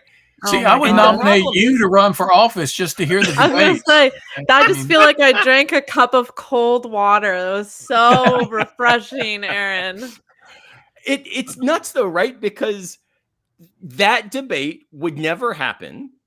And there's reasons structurally why it won't, right? And those reasons are because that's not what we reward. That's not what we cheer. We function as people who need the applause to reinforce our own insularity. See, Emerson really captured the American spirit of democracy when he said, all of life is experiment. And if we had that experimental idea about what we do, that not only is democracy itself an experiment that Plato had serious worries about, and so did a lot of other people in the ancient world. Aristotle was very concerned about it. But not only is it one big experiment, it's a big experiment composed of constant, ongoing small experiments. And when we don't have the curiosity of the experimental mindset, when we have the faux certainty instead, we block ourselves from the living flow that democracy is supposed to be. Democracy is supposed to be a heuristic, a discovery process, or how best to live well together, as Aristotle put it. And when we come up with all these false certainties to cut off off conversation rather than to initiate conversation, we're living in an anti-democratic way. Yeah, wow, that's exactly right. And I actually think, Kristin, that this is why I love the title of your podcast, Petty and Prophetic, right? Because that is what democracy requires. We need both the prophetic mode of speaking truth to power, and we need to recognize the pettiness of often our own senses of truth and our own power, right? Like somehow we need both of these at the same time. Well, credit where credit is due. Joel and Lucas, my co-hosts, they did name it, and they are. I mean, it's great. Because they're perfect. They're both youth pastors or have been a youth pastor, so they get that interaction with the young, which I think allows them not to take themselves too seriously and recognize, like, you can laugh, you can be silly, and sometimes that draws that attention in. I feel like what Tom was saying earlier, that experience of the classroom, I'm like, I think back to, even my own youth group or classes I've loved, and I'm like, it was so fun, I couldn't wait, and like they created that for us. So yeah, absolutely. Really, absolutely. Really cool. In fact, you mentioned this. It reminds me, I met a guy in February who was the most amazing guy in the AI space. He's a professor of computer science at University of Pittsburgh, and he has his own AI company. And he explained the way large language models and generative AI work to a room of people I was sitting in a way that nobody ever has. It finally made sense for the first time ever. And he was a youth pastor before he went into my goodness, the intricacies of artificial intelligence. Wow. That's fantastic. Well, I can't tell you how cold water inducing or soul enthusiast. That's not I started down an enthuse to make it a verb, but it didn't work. It's soul enriching it is to think with people like the two of you about things that matter. I say on my Substack all the time, when I'm closing a post or whatever, I'll often say things like, it's important that we remember that we need to walk together and talk along the way, right? And so for anybody who's interested, Philosophy in the Wild is my Substack, and that phrase, come let's walk together and talk along the way, is what my wife and I said to each other in our wedding vows. And so we understood this kind of metaphor of going for a hike. We'll see what happens. We may or may not get to the overlook at the top. We might stub our toe. We might run into a snake. Like, stuff happens, but it's the idea that we keep moving together, that community that you talked about, Kristin, the partnership you talked about, Tom, in ways that also are animated and driven forward by the shared commitment to a relational truth. Right. I once had an epistemologist friend who said, Aaron, you care way too much about truth. If that's the only good, just read the phone book. Right. And so it's important to realize, like, what we mean by truth as being so important for society, for our deliberative engagement, for our democracies, is a relational truth. It's the idea that we are committed with each other to reason-giving interactions that can illuminate where we're wrong and can, invite a kind of confidence when we think the argument's cut in our favor. Like, that's part of what it means to walk together. And so you both walking with me tonight has been an absolute joy. This was fun. Yeah, seriously. Well, before we go, I always want to remind the audience that when we sit by the campfire, we don't just talk philosophy. We sometimes have what my wife would see as much more important conversations. And so we're going to end by asking the 5 questions I ask of every guest and see where you guys stand on these before we close out our time together. So first, and the fact that Tom is coming straight from his beach house out in Wilmington, North Carolina, I think I know his answer. But which is the answer, beach or mountains? So Tom, beach or mountains? Beach, but it's a hard choice, believe it or not. Oh, that is That is interesting. All right. Kristin, beach or mountains?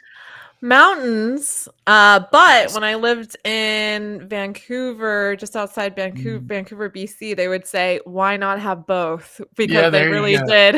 Right. That's fantastic. But, mountains. I would love to live. I'd love to live in the Pacific Northwest at some point just to experience what that is like. Because I have lived in Florida, and so I've lived near the beach, and I now live in the Carolinas, and so I live in the mountains. And I'm a mountains all the way down, because the beach always just seems to me like I used to work construction, paid my way through high school and college and stuff working construction. And so the beach is always for me like, why would I sweat and be sandy and pay for this? Like, I can just go lay sheetrock and feel the same way. So Pacific Northwest might be different though. Yeah. All right, number 2. As we sit by the campfire, whether at the beach or in the mountains, because you can do both, are you drinking hot chocolate, hot tea, or coffee? Kristin, start with you. Oof, probably coffee. Okay. Maybe hot chocolate. Maybe hot chocolate. That's a good I gotta go the same. You're a coffee? Yeah. Oh my goodness. I am a tea aficionado, but as soon as I smell campfire smoke, I am a hot chocolate all the way down. In fact, one of my very good friends, James Bednar, he is a serious thru hiker. I mean, this guy backpacks in ways that I will never be good enough to do. And he and I went on a backpacking trip a couple years ago, and I brought my hot chocolate packets, for at the campfire that night. And I was like, dude, I've got some extra. Do you want a hot chocolate? And as we're drinking hot chocolate by campfire, he was like, oh my gosh, like this is the best thing ever. And I was like, well, he's like, I never think to bring hot chocolate. And it turns out there's something about the hot chocolate after a 20-mile day of hiking.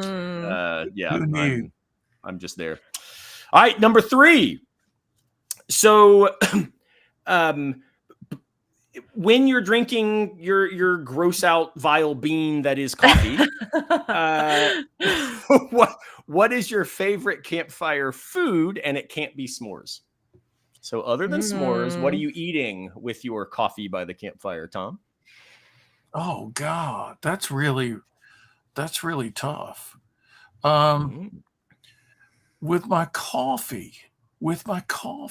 I mean, have I cooked bacon and eggs over the fire? Is that a possibility? That's a possibility, and boy, it's a good one. That better than the roasted hot dog, I think, with my coffee. Yeah. Now, if you snuck a Heineken in some ice, that might be different.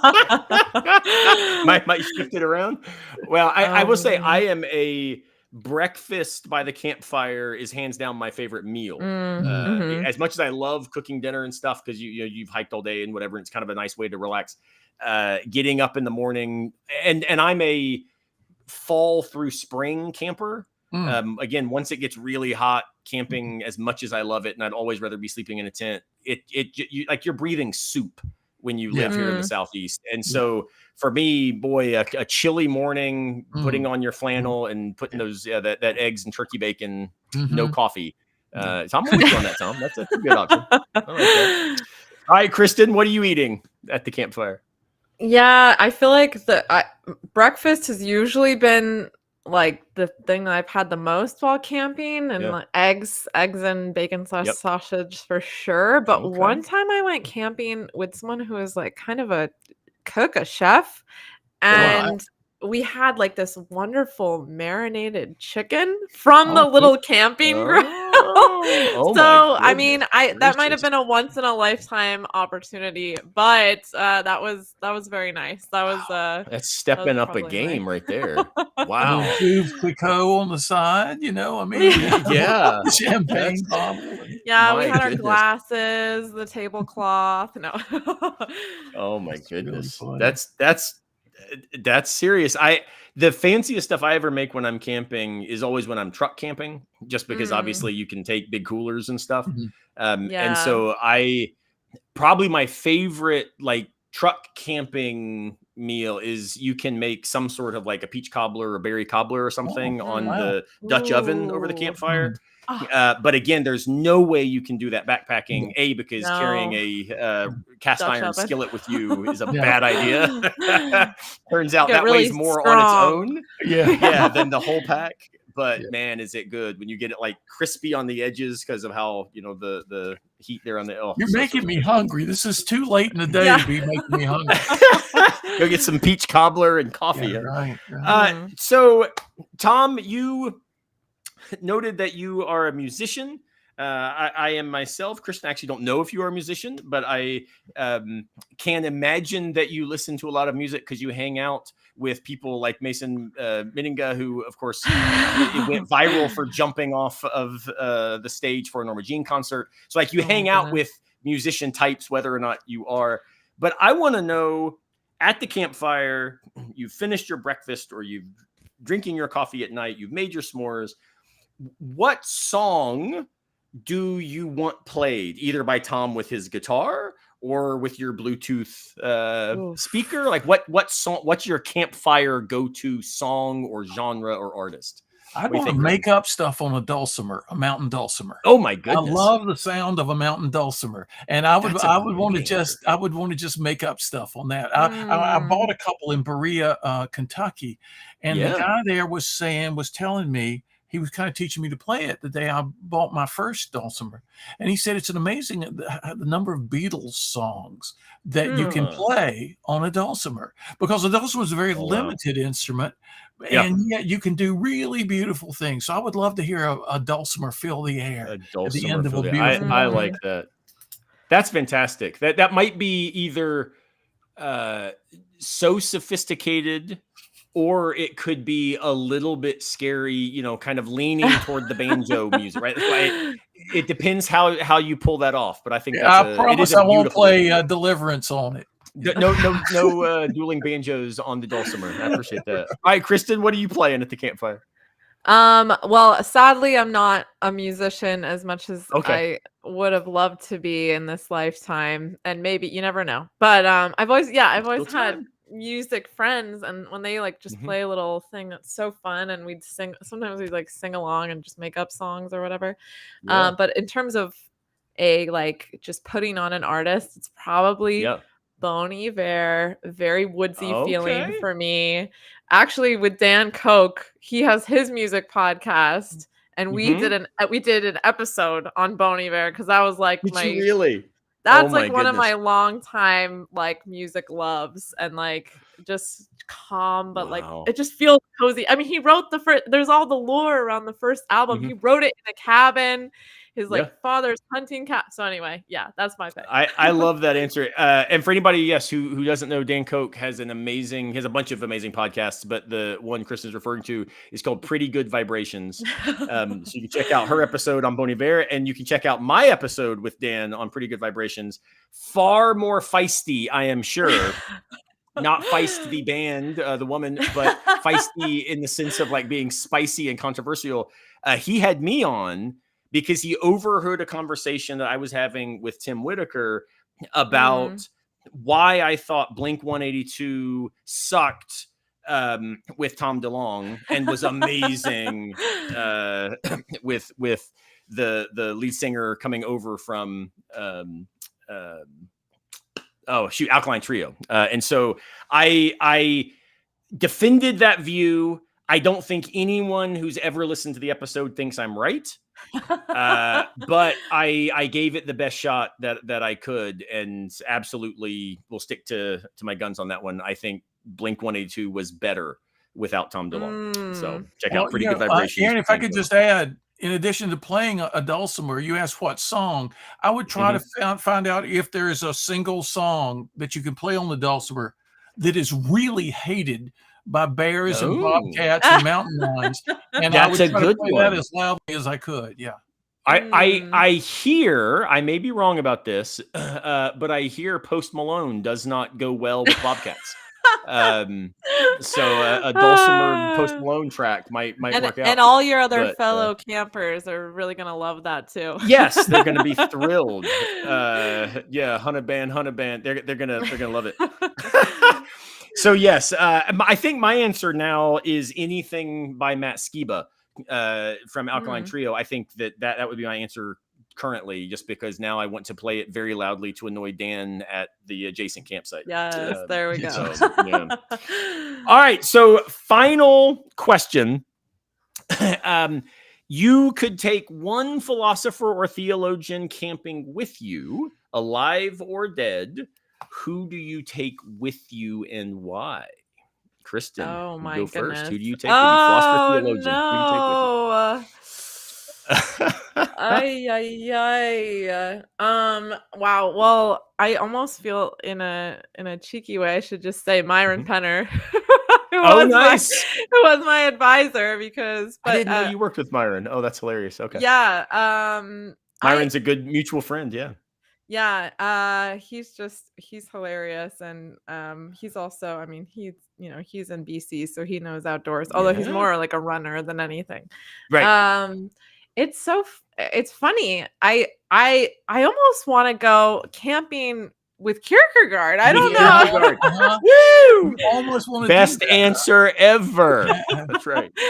Well, I do want to. I have not read enough Kierkegaard, and that's actually, I do want to read more. I think I just have works of love, and so good place to start. If you got to go one place, so maybe I will. I mean, maybe it's all happening. It's all happening for a reason, actually. I like it. Well, actually, it's funny. Tim Whitaker and I have, in all seriousness, been bouncing ideas off each other about what would it look like to do some camping with Kierkegaard existential retreats, and to invite folks to join us in the mountains and like do different days with different philosophers, kind of a thing, and have these like a 3-day existential themed trip to the mountains, which either sounds amazing or the nerdiest. Oh, you've got to be kidding! It's one of, there's no middle on this one. I don't know. Sounds pretty great. Sounds fun. Well, maybe that shows a lot about me. Warmly invited. Yes, and you and Myron can get up and go running while the rest of us do smart things like eat hot chocolate. All right, Tom, who do you take with you? One philosopher. Geez, it's hard to beat that. What Kristin's idea? It's hard to beat that, but I'll have to go with J. Aaron Simmons because I don't think any other philosopher I've ever known about could handle the tent and anything that could go wrong. Do you think? Can you imagine me going with Bertrand Russell on a camping trip? Okay, great. He'd have his pipe though the whole time. That's true. I think I'd have to stick with Aaron because he knows the ins and outs of it like no philosopher I've ever heard of. So. Oh my goodness. Well, I appreciate that, man. And you, as you know, I would go camping with you any day. I'd even hang out at the beach with you, which is saying, that's a true testimony to friendship right there. Or it takes a lot. We could just make it easy and go roofing together. See, you want to lay some sheetrock, tan, and get something accomplished. That's right. It's the same stuff. So my answers the past few weeks, I've said Simone de Beauvoir, Simone Weil. These were people I'd love to go camping with. I think tonight the person that I would love to sit around a campfire and think with, because I would love to hear his thoughts about where we are right now, is Bonhoeffer. So I think I would give anything for Bonhoeffer to be alive and to give us some insights into kind of, are we really, as J.D. Vance once said, risking the American Hitler with Trump, or are we overdoing these analogies, or are we really facing a threat to democracy, or maybe that's just the kind of thing that motivates people to get active? Like, I think Bonhoeffer might be one of the most authoritative voices from history that could speak to what it looks like to stand with confidence but not certainty in the face of troubled times. And I would love to be able to sit and listen to him. Awesome. So. Well, that's a good choice. I mean, if I had to have a backup to you, it would be Plato, because he could chop the wood, I mean, but Plato I hear Heidegger was pretty good at chopping wood, but I actually don't know if that's true, or if he just like standing next to the wood pile in his German country garb. Oh my goodness. But posing, right? Posing next to the wood. That's right. It's the I can see Heidegger listening to Bon Iver for what it's worth. Okay, all right. There's something about the Flannel Brothers that I could see somehow rocking. Minus the anti-Semitism and horrifying Nazism of Heidegger. I think there's a little bit of the hey, let's just go hang out in the Black Forest and like pump our water from the well and sing falsetto. The audience tonight to tell us whether this is the conversation degenerating or whether we've hit our peak now. Well, it's hilarious.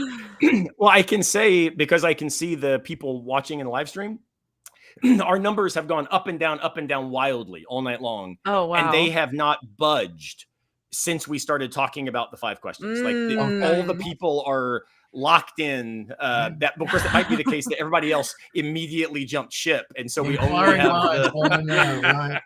Okay. Who can say? Well, I cannot tell you how fun this has been. Thank you both, Kristin. Again, I am a huge fan. I want to grow up and be just like you, Tom. Your work continues to inspire me, and the world needs to hear more of it. So, thank you both for being with me. To everybody watching, either live, watching later on YouTube, or listening to us on Spotify, it's really important that you understand the reason that I do Campfire Philosophy with J.R. Simmons is because I am deeply invested in walking and talking with all of you. And I need your feedback, your engagement, your critique, your encouragement. So you can always reach out to me at simmonsphilosopher@gmail.com. You can find my website, just jaronsimmons.com. And please hop over to my Substack, Philosophy in the Wild, and connect with me there. I do 2 posts a week. This morning, for paid subscribers, they got a philosophical reflection on one of my favorite artists, Citizen Cope, and got to hear about why I think Let the Drummer Kick It is a good idea for all of us, combining groove and affect. So please do connect with me, any of those places. I want to hear from you. I'd love to get to know you. And for what it's worth, it's been so cool. I do some live Zoom meetings with subscribers and stuff about every other month. And that has led to like genuine friendships. And that's so right. I saw one, Michael was on here earlier asking some questions in the chat. He and I actually met in one of those live streams. I was giving a talk near where he lived, and we were able to go get some hot chicken together. So it's super cool to be able to realize none of us are sitting on the mountaintop, as it were, booming down into the valleys. Here is wisdom. We're inviting you to go for a walk with us wherever we find ourselves on the trails. And so I really appreciate everybody for supporting my work and reaching out either in critique or encouragement. I will take both. So one final plug, please go over to Planksip and make sure that you are using the code Aaron or camping, either one will work, and get a 50% off your first month subscription there at planksip.org. Thanks, as always, to Daniel Sanderson for all of his support and his encouragement. He does an amazing job, both encouraging me to do silly things like start a podcast, and then doing the production work and teaching me how to actually get it off the ground. And so a huge thanks to him. Please do check that out. And as one final plug, as I said when we first started, I do want to make sure that the other Campfire Philosophy YouTube channel, that I am encouraging you to check out their work as well. Check out their Campfire Philosophy YouTube channel. Really interesting stuff. I haven't listened to all their episodes, but Hamish and his colleague over there are doing really cool things. They've got about 50, 60 episodes they've done. And so I do want to always say none of this is about competition. It's all about mutual encouragement to other philosophers doing stuff in public. So do check out Hamish's work over at Campfire Philosophy on YouTube. All right. Well, again, thanks to our guests, Kristin and Tom. You guys are amazing. I am perpetually in your debt. And so to everybody else, we will see you next time. And in fact, next week, I'm putting together an episode about democracy and disagreement. And so where we ended tonight's conversation, we're going to try to pick up that next week with some political theorists and political philosophers. And so democracy and disagreement next week. Hope to see you all there, unless a piano falls on our heads. Thanks so much, everybody. On the trail, for hiking with me a few miles more, for casting out your line into waters in which we both stand, for dropping in at the top and fist bumping me at the bottom, and for coming camping with me and Kierkegaard. Our time together has been so very worthy of my finitude. I hope it was worthy of